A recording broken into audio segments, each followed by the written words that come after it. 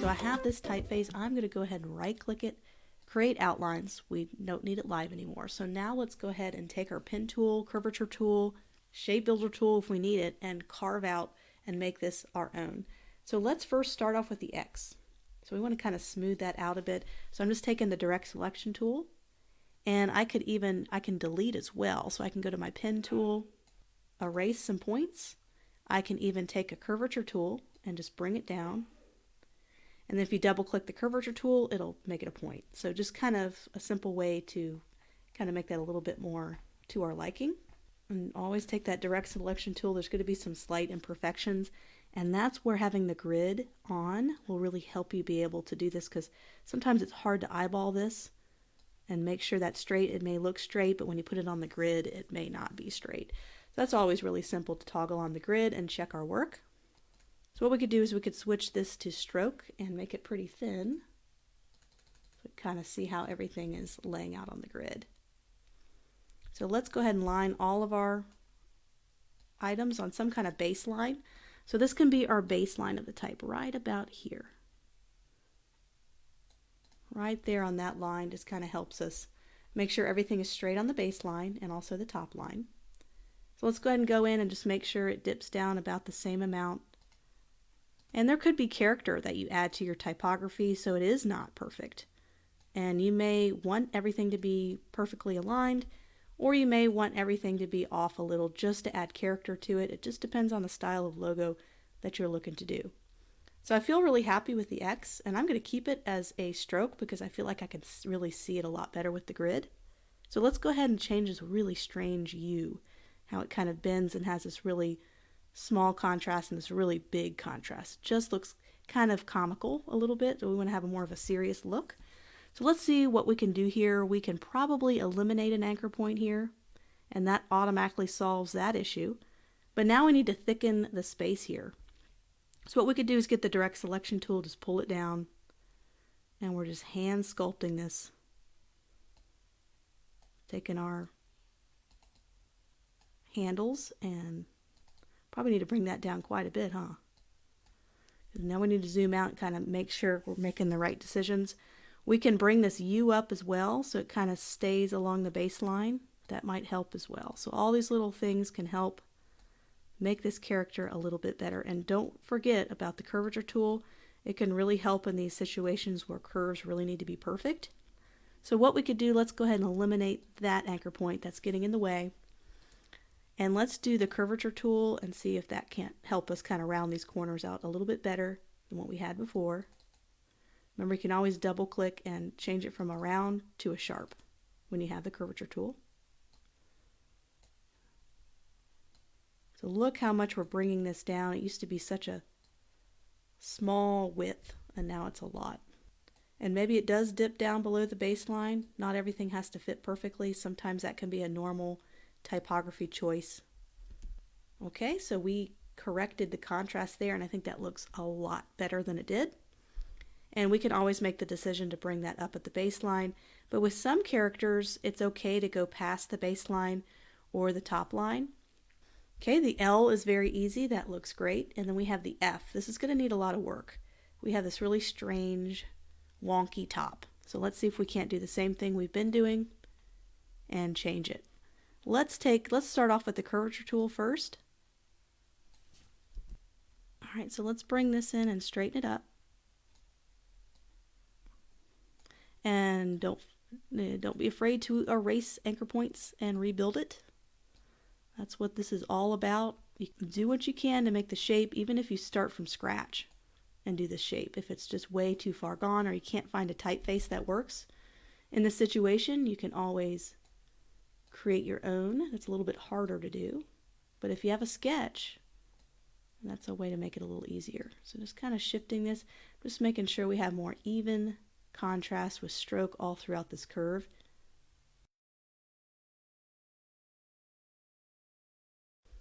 Let's even thicken this up and match all of this together. So the thickness of this bottom of the stem of this F, let's continue that all the way, and let's bring it up here. And it's also nice to have smart guides on. Please put your smart guides on. It'll help you snap to certain positions when you're moving and shifting things around. So I have my spark guides on.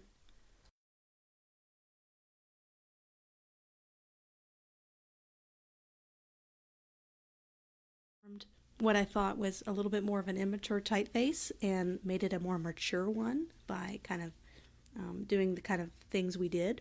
So what we're going to do next is I'd love to round the corners on this, because when I look at this and I go ahead and flip this into a fill and I zoom out, I see a lot of harsh corners, and that's fine if that's the look you want to go for. But I do want a softer look. If you look at the Instagram logo, the Snapchat logo, a couple of these logos, even TikTok, they kind of have a little softness to them.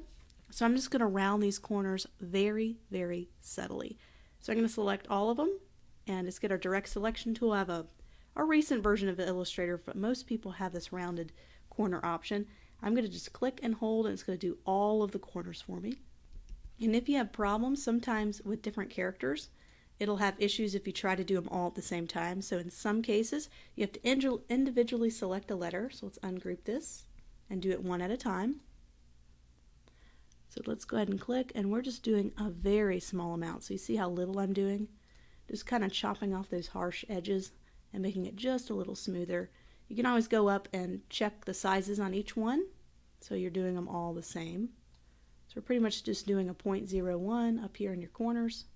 Okay, so just kind of rounded it just a little bit. I don't want to over exaggerate the roundness, because then it starts to look cartoony and immature again. So we have this done. We also now want to adjust the spacing between the characters and to make them a little tighter.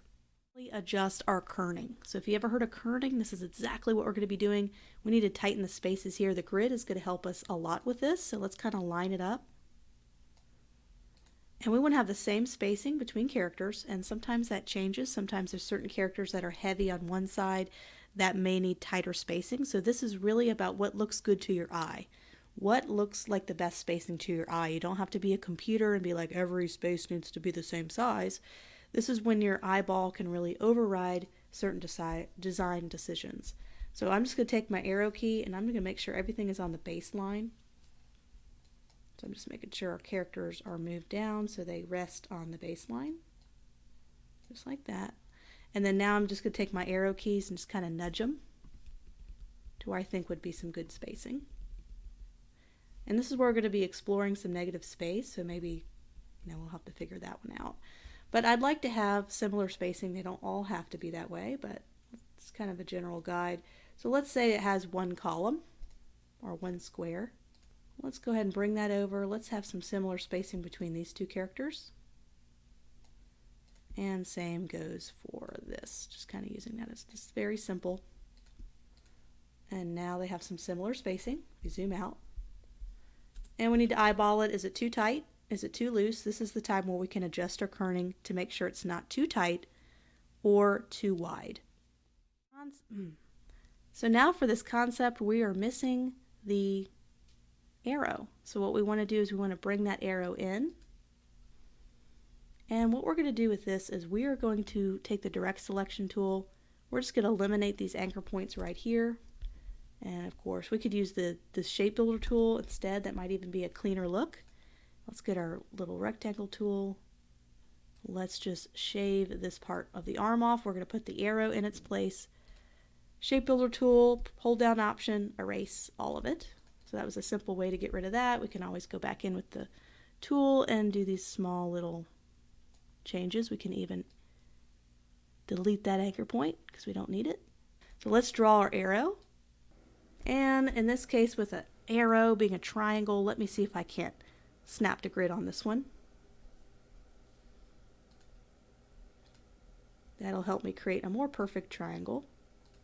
And let's also round the arrow because we've rounded the characters, so let's be consistent. So the same 0.01 rounding of the corners.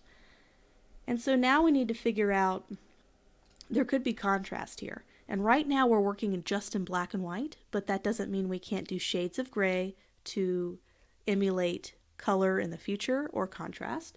So in this case, I'm going to do a light gray so we can kind of see how that overlaps the L. We're just slowly getting our concept to come alive in real vector format.